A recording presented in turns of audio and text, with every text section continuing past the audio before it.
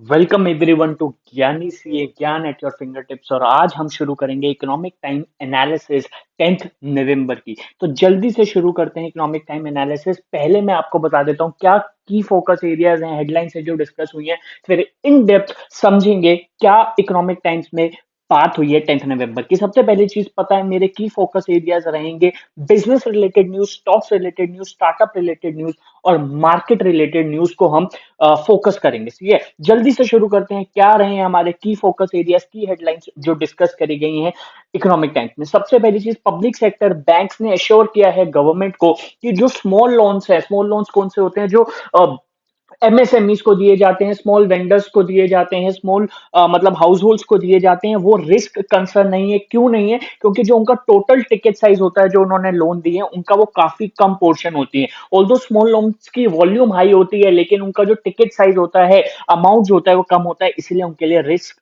Concern नहीं है। ठीक है, दूसरी न्यूज जो आई है, बैंक्स अब इनिशिएट कर सकते हैं, बैंक्स या कोई भी इनिशिएट कर सकता है insolvency proceedings under insolvency bankruptcy code of India personal guarantors पे। कोई भी कंपनी अगर लोन लेती है, एक पर्सनल गारंटर उनको चाहिए होता है जो गारंटी करता है अगर एक कंपनी ने डिफॉल्ट किया है तो हम पैसा देंगे। तो पर्सनल गारंटर के ऊपर भी इंसॉल्वेंसी प्रोसीडिंग्स अब करी जा सकती हैं। अगली न्यूज आ गई है, स्पेशल रुपी वोस्ट्रो अकाउंट्स में जो सरप्लस होता है वो अब यूज किया जा सकता है कॉर्पोरेट बॉन्ड्स की इन्वेस्टिंग में। क्या होता है स्पेशल रुपी वोस्ट्रो अकाउंट, समझेंगे आगे। ठीक है, रेलिगेयर एंटरप्राइज लिमिटेड की न्यूज आई है। रेलिगेयर एंटरप्राइज लिमिटेड के जो बर्मन फैमिली उनकी शेयर होल्डर है, उन्होंने आपस में बातचीत करके बाकी शेयर होल्डर्स को प्रोब करके बाकी शेयर होल्डर्स को बोला है कि आप अपने शेयर्स हमें दे दो ताकि हम मेजोरिटी शेयर होल्डिंग में आ जाएं। इसकी कंप्लीट इंडिपेंडेंट डायरेक्टर्स ने सेबी को कर दी है। ठीक है, नेक्स्ट न्यूज निकल के आ रही है, बहुत ही अच्छी न्यूज है इंडियन मार्केट के लिए। इक्विटी म्यूचुअल फंड का जो इन्फ्लोज हुआ है वो 42% सर्च कर गया है, और जो एस आई पीज रिसीव हुई हैं इक्विटी म्यूचुअल फंड्स में वो ऑल टाइम हाई चली गई हैं, 16,928 करोड़। क्या बात है, क्या बात है, इंडियन की गवर्नमेंट, इंडियन पब्लिक, बहुत बढ़िया। ठीक है, नेक्स्ट न्यूज निकल के आ रही है पिडिलाइट इंडस्ट्रीज की। पिडिलाइट इंडस्ट्रीज एक नए वेंचर को शुरू करना चाह रहे हैं। वो एक लेंडिंग आर्म शुरू करना चाह रहे हैं जहां पे वो 100 करोड़ उन्होंने सोचा है अलग से अलग कर दिया है, जो वो किसको देंगे, पेंटर्स, प्लम्बर्स, कॉन्ट्रैक्टर्स और कारपेंटर्स। पेटलाइट हमें पता है फेविकॉल इनका बहुत बड़ा ब्रांड है, बहुत अच्छा इनकी तरफ से इनिशिएटिव है।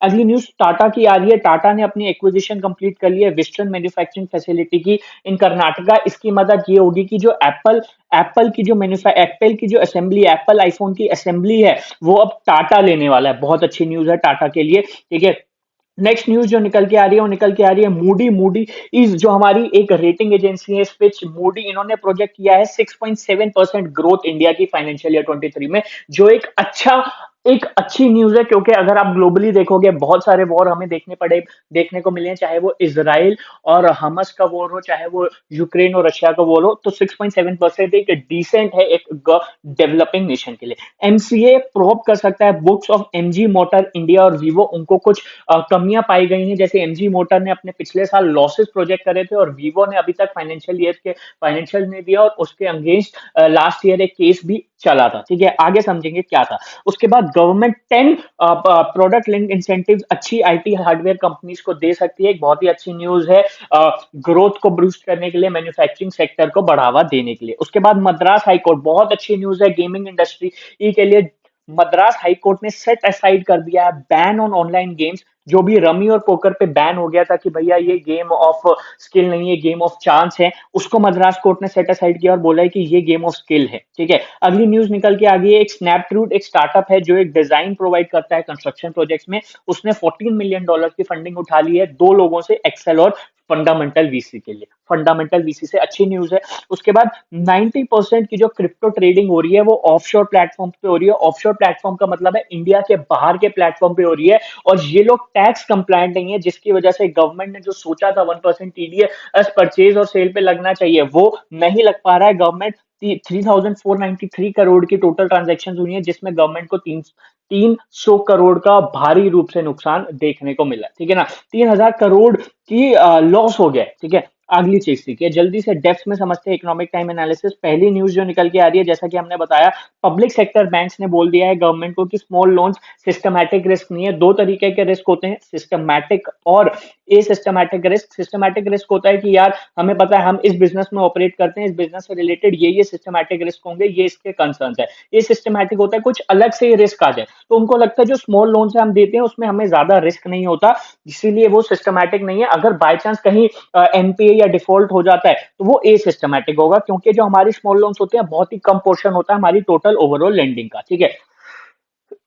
नेक्स्ट न्यूज जो निकल के आ रही है, पर्सनल गारंटर्स को आईबीसी ने रिलीव डिनाई कर दिया। पहले क्या था, पर्सनल गारंटर के अगेंस्ट आईबीसी प्रोसीडिंग्स नहीं हो सकती थी, बट अब सुप्रीम कोर्ट ने अलाउ कर दिया है बैंक्स को कि आप आईबीसी आई आई इंसॉल्वेंसी प्रोसीडिंग्स कर सकते हैं पर्सनल गारंटर के भी अगेंस्ट, ठीक है ना। अगली न्यूज निकल के आ रही है कि जो स्पेशल वोस्ट्रो अकाउंट्स में पैसा होता है वो आप कॉर्पोरेट बॉन्ड्स में इन्वेस्ट कर सकते हैं। जल्दी से बताता हूँ क्या होता है स्पेशल वोस्ट्रो अकाउंट, अंडरस्टैंड करते हैं। देखो, दो तरीके के अकाउंट होते हैं, नोस्ट्रो और वोस्ट्रो अकाउंट। नोस्ट्रो अकाउंट का मतलब होता है our money deposit at your bank, और वोस्ट्रो का मतलब होता है your money on deposit our bank. क्या मतलब देखो, सिंपल सी मतलब है इसका कि अगर इंडिया के अंदर कोई भी बैंक किसी और फॉरेन बैंक का अकाउंट यहाँ खोले, उसे वोस्ट्रो बोलते हैं। मतलब समझते हैं, रशिया का जो लार्जेस्ट बैंक है वो है एसबीईआर बैंक, ठीक है ना। अगर ये एसबीईआर बैंक को अगर कोई भी ऑपरेशन इंडिया में करना है तो हमने बोला कि आपको वोस्ट्रो अकाउंट खुलवाना पड़ेगा। मतलब आपको एक अकाउंट करवाना पड़ेगा इंडियन ऑथराइज्ड डीलर बैंक में। लेट्स सपोज एसबीआई एक इंडियन ऑथराइज्ड डीलर बैंक है, तो एसबीआई के अंदर एसबीआई बैंक को एक अकाउंट खुलवाना पड़ेगा, जो किस करेंसी में होगा, आईएनआर। तो इसकी मदद क्या हो रही है, जो भी करेंसी जो भी एक्सचेंज हो रहा है रशिया और इंडिया के बीच में, वो आईएनआर के अंदर ही हो रहा है। तो ये है हमारा स्पेशल रुपी वोस्ट्रो अकाउंट जो होते हैं, ठीक है ना। इसके अंदर क्या होता है, फॉरेन एंटिटी होल्ड करती है इंडियन बैंक के अंदर एक अकाउंट, किसके अंदर, इंडियन रुपीज में। तो आपका बाहर के लोगों का बैंक इंडिया के अंदर, और किस करेंसी में, आईएनआर के अंदर, ठीक है। तो अब ये निकल के आया है, क्या न्यूज निकल के आई है, अब क्या हुआ है कि बहुत सारा इंडिया और रशिया के अंदर ट्रेड हो रहा था, तो बहुत सारी गवर्नमेंट ने बोल दिया था कि अब जो भी रशियन बैंक्स है उनको इंडिया के अंदर वोस्ट्रो अकाउंट खुलवाना पड़ेगा। अब क्या होता था, ये जो वोस्ट्रो अकाउंट के अंदर पैसा बच जाता था, ठीक है ना, वो सिर्फ कहां पे इन्वेस्ट किया जा रहा था, गवर्नमेंट सिक्योरिटी और ट्रेजरी बिल्स में। अब गवर्नमेंट ने उसको बढ़ा दिया है कि आप कॉर्पोरेट बॉन्ड्स में भी इन्वेस्ट कर सकते हो। मतलब आपके पास ज्यादा इन्वेस्टमेंट अपॉर्चुनिटीज, इन्वेस्टमेंट एवेन्यूज खुल चुके हैं जहां आप ज्यादा लाभ उठा सकते हो। बहुत अच्छी न्यूज है। लगभग 7 से 10 हजार करोड़ इंडियन बैंक्स में उनका पड़ा हुआ है, जो वो कहीं यूज ही नहीं कर पा रहे थे रशियन बैंक, अब उनके लिए बहुत ही अच्छी न्यूज है जो वो कॉर्पोरेट बॉन्ड्स में यूज कर पाएंगे। नेक्स्ट न्यूज हमने बात करी थी बर्मन्स की। बर्मन्स ने प्रोब सी किया रेलीगेयर शेयर सेल में। क्या हुआ, रेलीगेयर की जानबूझ के शेयर सेल हो रही है ताकि बर्मन उसके अंदर मेजर स्टॉक होल्डिंग ले पाए। इसीलिए क्या था, रेलीगियर के इंडिपेंडेंट डायरेक्टर्स ने सेबी को चिट्ठी लिखी थी कि 4 एंटरप्राइजेस एमबी फिनमार्ट, पुरन एसोसिएट्स, वीआईसी एंटरप्राइजेस और milky investment and trading company को रीच किया गया है पर बर्मन फैमिली, ताकि आप लोग अपने शेयर्स को हमें बेच दो, ठीक है। ये न्यूज निकल के आई है, ठीक है, इसके अगेंस्ट केस चल रहा है। नेक्स्ट न्यूज, डिज्नी के सीईओ बॉब आइगर ने बोला है कि हम इंडिया के अंदर ही रहना चाहते हैं और अपने स्ट्रेटेजिक ऑपरेशंस को हम थोड़ा बहुत ट्वीक करेंगे ताकि अच्छा हम कर पाए, ठीक है ना। एयरलाइन इंडस्ट्रीज में आइए, एयरलाइंस ने क्या किया था, दिवाली चलते हुए अपने प्राइसेस बहुत ही ज्यादा इंफ्लेट कर दिए थे। तो अब इतने हाई प्राइस की वजह से उनको उतनी डिमांड नहीं आई जितनी उन्होंने सोचा था, इसलिए उन्होंने 8% अपने प्राइसेस कम कर दिए। IT hardware product link incentive में उनको रजामंदी मिल गई है, एचपी, लिनोवो और 8 अदर कंपनीज को। अच्छी न्यूज है। हाईकोर्ट की हमने बात करी थी, तमिलनाडु में बैन जो था ऑनलाइन रियल मनी गेम्स पे, वो हटा दिया। बहुत अच्छी न्यूज है गेमिंग इंडस्ट्रीज के ऊपर। बिहार गवर्नमेंट का पता लग रहा है, बिहार गवर्नमेंट ने एक कोटा निकाल रखा है डिप्राइव्ड कास्ट का, कि आपको स्टेट गवर्नमेंट जॉब्स के अंदर एजुकेशनल इंस्टीट्यूशन में 50% रिजर्वेशन थी, जो बढ़ा के 65% कर दी है डिप्राइव्ड कास्ट के लिए, ठीक है। नेक्स्ट न्यूज निकल के आई है, when the claim itself is a calamity. बहुत बड़ी न्यूज निकल के आई है, काफी सारी कैलामिटी देखने को मिली है, जैसे कि सिक्किम के अंदर फ्लडिंग आई है, फिर हिमालयन वेस्ट बंगाल के अंदर जो भी रोड्स टूटी हैं, इसकी वजह से क्या हुआ, बहुत सारी कंपनीज के अंदर कैलामिटी की वजह से उनको बहुत बड़ा लॉस हुआ है। अब इसका एक बहुत बड़ा एग्जांपल है सिक्किम ऊर्जा लिमिटेड का, जिसने 500 करोड़ का क्लेम फाइल किया है इसको टोक्यो जनरल इंश्योरेंस में। इसकी वजह से क्या हुआ है, कि जो टोक्यो इंश्योरेंस कंपनीज जो कैलामिटी से होने वाले लॉस में इंश्योरेंस प्रोवाइड करती थी, उनको भारी रूप से नुकसान हो गया है, तो उन्होंने अपनी 25% से प्रीमियम जो वो चार्ज करते हैं इंश्योरेंस पॉलिसीज पे वो बढ़ाने का प्रस्ताव रखा है। ठीक है, तो ये हमारी न्यूज थी सिक्किम ऊर्जा लिमिटेड की वजह से, जो मतलब अब क्लेम बढ़ाने की जरूरत, क्योंकि कैलामिटीज बहुत सारी हो रही है, चाहे वो नेपाल में अर्थक्वेक देख लो, सिक्किम में फ्लड्स देख लो, म्यांमार और मणिपुर के अंदर जो भी राइट्स हो रहे हैं, हिमाचल के अंदर जो भी है, उत्तराखंड के, तो ये काफी सारी न्यूज है। ठीक है, पॉलिटिक्स के ऊपर एक बिहार की डिप्राइव स्टेट है इंडिया, एक हमारे कटर के अंदर डेथ सेंटेंस हुआ है, उसके अगेंस्ट एक केस है।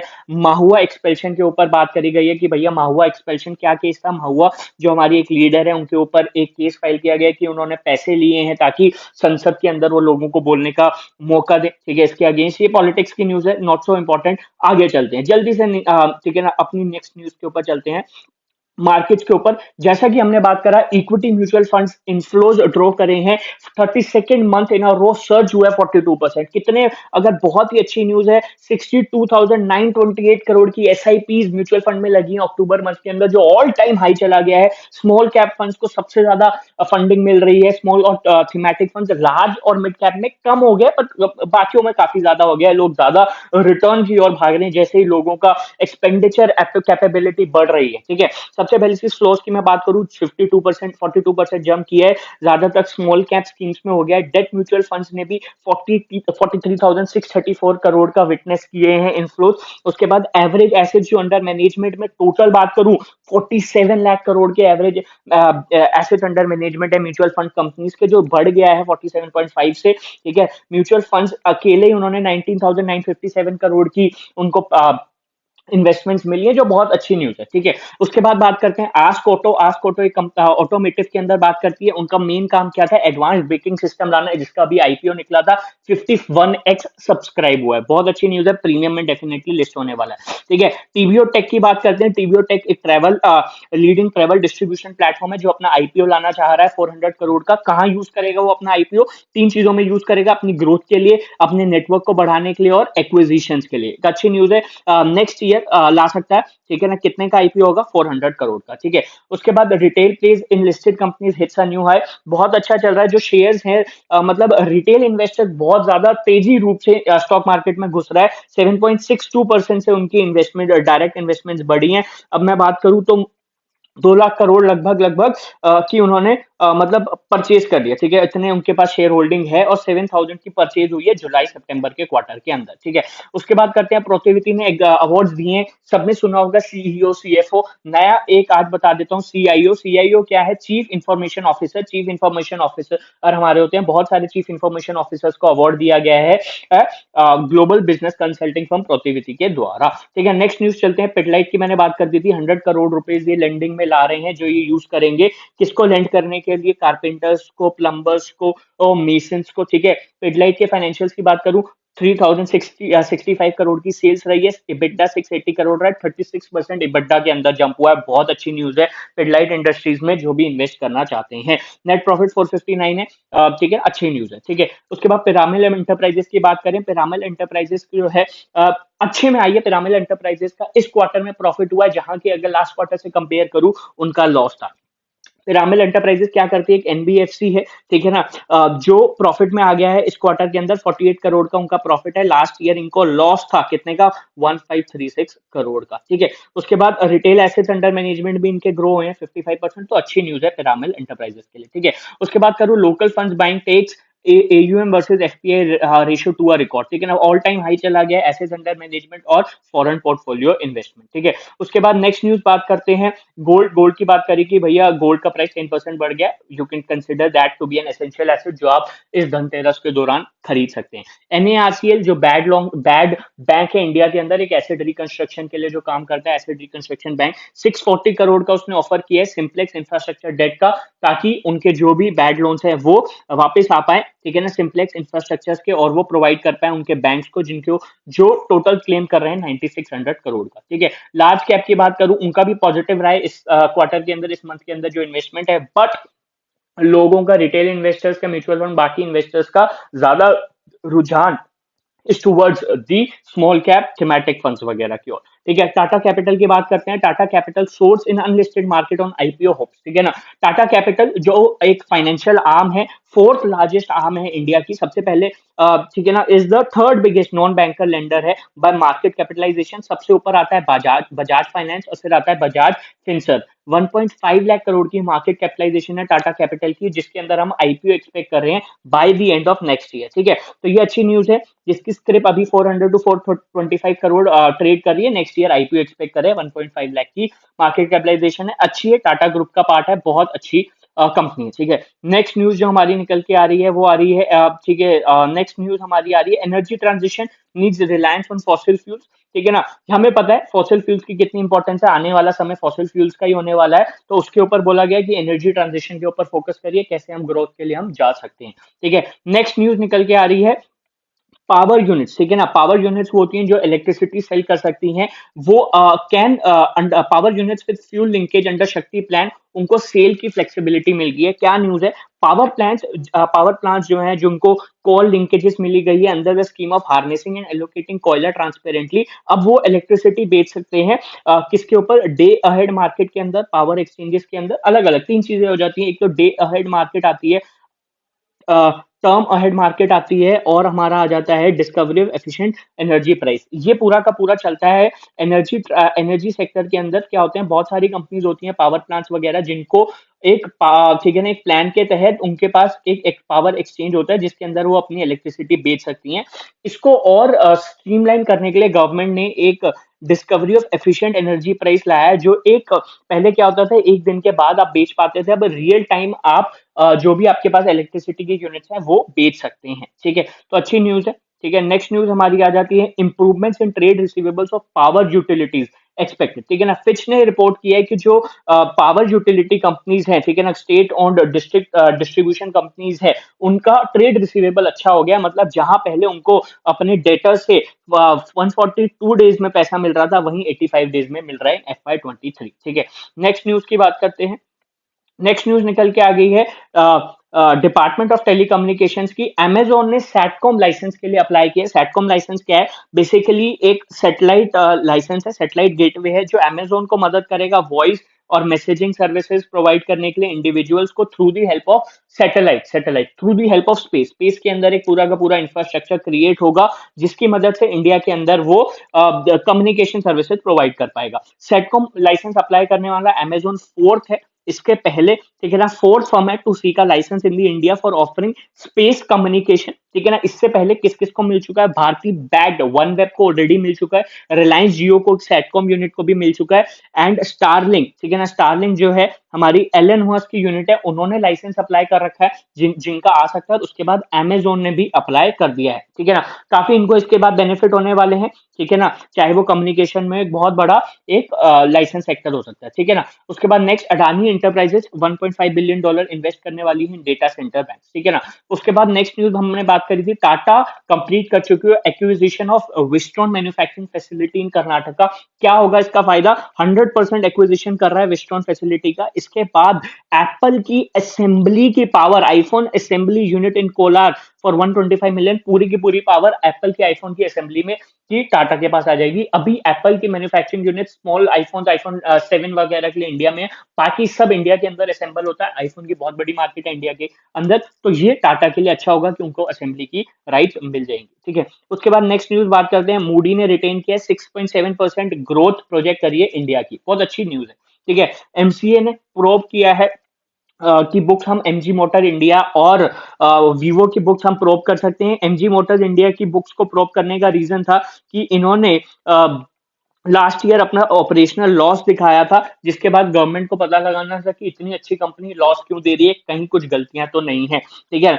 एमजी मोटर ने बोला हम लो अबाइडिंग नेशन है, लो अबाइडिंग कंट्री है, लो अबाइडिंग कंपनी है, जो भी होगा हम हेल्प करेंगे। वीवो वीवो के अगेंस्ट भी केस हो सकता है, क्योंकि वो मनी लॉन्ड्रिंग केस में उनके अगेंस्ट केस फाइल हुआ है last large large China based company है, पैसा इधर उधर करती रहती है, जिसके अगेंस्ट उसको उसके अगेंस्ट केस फाइल हुआ है। सुप्रीम कोर्ट ने आईबीसी की रिलीफ डिनाई कर दी है पर्सनल गारंटर को, ऑलरेडी हमने डिस्कस कर दिया है।